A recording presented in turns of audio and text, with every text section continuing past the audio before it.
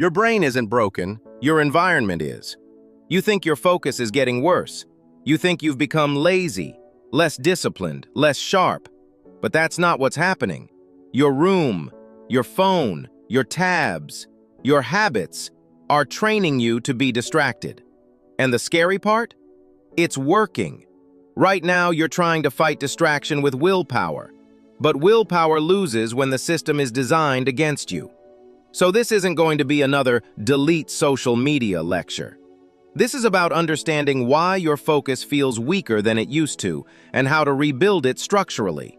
Because if you keep blaming your brain, you'll never fix the real problem.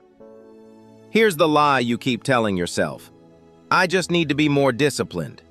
You sit down to work, you get distracted, you check your phone, you open another tab, you lose momentum. And instead of questioning the setup, you question yourself. You think, I'm weak. I don't have enough willpower. Other people are just more disciplined than me. But that belief is lazy thinking. Not you, the belief. Because it assumes focus is a personality trait. Like some people were born with it, and you weren't. That's not how focus works. Focus isn't about trying harder. If it was, you would have solved this already. You've tried harder before. You've forced yourself. You've made promises. You've told yourself, tomorrow I'll be serious. And yet, here you are again. Not because you're incapable, but because you're fighting structure with emotion. Let me say something clearly. Distraction is not a character flaw. It's a system outcome. If your phone is on your desk, if your notifications are active, if your tabs are open, if your room is visually noisy, you are not lacking discipline. You are sitting inside a distraction machine and expecting focus.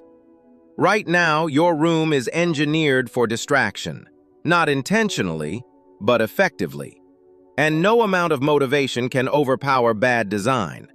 Focus is not a moral trait, it's structural.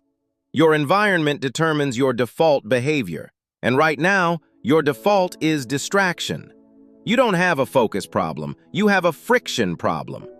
Let me explain. A. Friction imbalance. Right now, scrolling is easier than starting. Think about it. To open TikTok, one tap.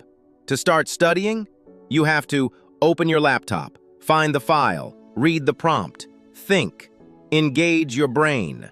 One requires zero resistance. The other requires mental ignition. Your brain will always choose the lower friction path. That's not weakness, that's biology. If distraction is easy and focus is hard, you will default to distraction. Every time. You don't rise to your goals, you fall to your system. B. Visual triggers. Now look at your desk. Is your phone in sight?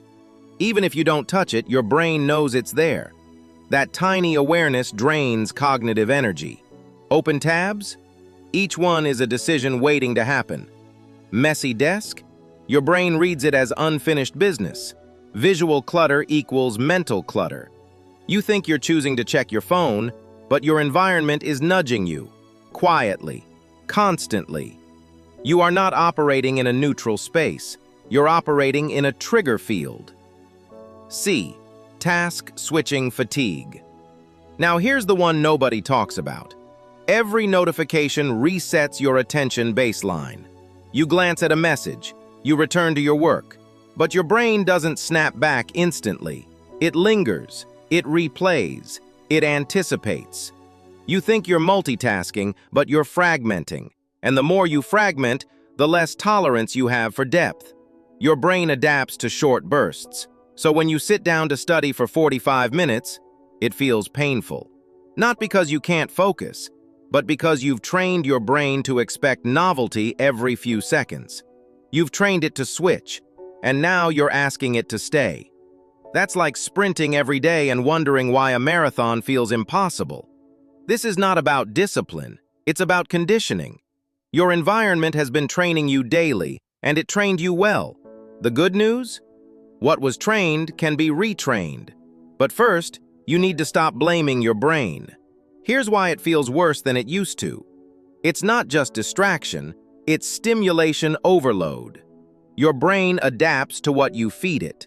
And right now, you're feeding it speed. Fast videos, fast scrolling, fast replies, fast dopamine. Every swipe, every refresh, every notification. Tiny rewards, constant novelty. Over time, your baseline shifts. Slow starts feeling uncomfortable. Silence feels loud. Stillness feels heavy. And deep work feels unbearable. Not because you're incapable, but because your boredom tolerance collapsed. And here's the part most people don't understand. Boredom is the doorway to depth. When you remove stimulation, your brain panics at first. It wants noise, it wants movement, it wants novelty. But if you stay with the silence, focus emerges on the other side. The problem is, most people never wait long enough. They escape the discomfort. And every time you escape boredom, you reinforce the cycle. You train your brain to reject slow tasks, to avoid effortful thinking, to crave switching. So when you sit down to study, it feels wrong. Not difficult, wrong. Let me say this clearly. You don't hate studying. You hate the silence. You hate the lack of stimulation. You hate the feeling of your brain slowing down. But that slowdown, that's where real work begins. And if you never rebuild your tolerance for boredom, your focus will keep shrinking. Not because you're getting weaker, but because you're getting overstimulated. You don't fix this by trying harder. You fix it by redesigning your environment. Focus is not forced, it's engineered. So here's how you rebuild it. Step 1. Raise friction for distraction. Right now, distraction is convenient. We change that. Your phone? Out of the room. Not face down, not on silent, out of the room. Because willpower is weakest when temptation is visible. Install sight blockers, not because you lack control, but because you respect design. Single tab rule.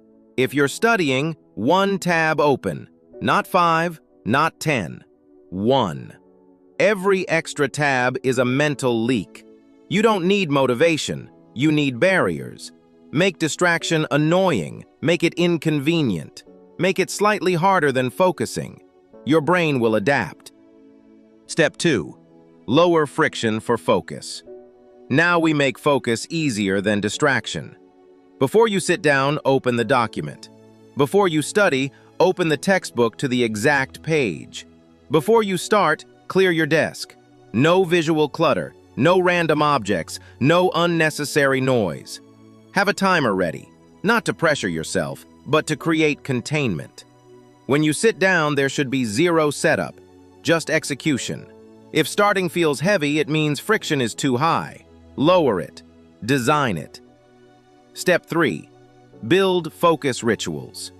This is where most people fail. They treat focus like a mood. It's not. It's a ritual. Same location, same time, same starting action. Maybe it's putting on headphones, starting a 45-minute timer, writing the first ugly sentence immediately. The brain loves patterns. When you repeat a starting sequence, your brain learns, this is focus mode. And over time, it stops resisting. Focus becomes default, not forced. You don't wake up disciplined. You build predictable systems. And predictable systems remove decision fatigue. Here's the shift. Stop asking, how do I focus more? Start asking, how do I make distraction harder than focus? That question changes everything. Because once structure is aligned, discipline becomes lighter. Not effortless, but lighter. And that's sustainable. Stop blaming your brain. You're not weak. You're not broken. You weren't lazy. You were unstructured. And there's a big difference. For months, maybe years, you've been trying to fix a structural problem with emotional effort, trying harder, pushing yourself, getting frustrated, starting again. But effort without design is exhausting. You don't need more pressure, you need better architecture. Let me leave you with this. Design beats discipline, every time. Because discipline runs out, design stays. If your environment makes distraction easy, you will lose. If your environment makes focus natural, you will grow. So stop asking, why am I like this? Start asking, what is my system training me to do? That question is power, not potential. Power. Tonight, don't promise to focus harder. Redesign one thing. Move your phone. Clear your desk. Set up tomorrow's task before you sleep. Small, structural shifts. That's how execution begins. Not loudly, but consistently. And once you understand that, you stop being someone who tries. You become someone who executes. If this made you think differently about focus, subscribe. Lock in. Because we don't just talk about motivation here, we rebuild structure. Drop a comment and tell me, what's the one distraction you're removing this week? Let's level up properly.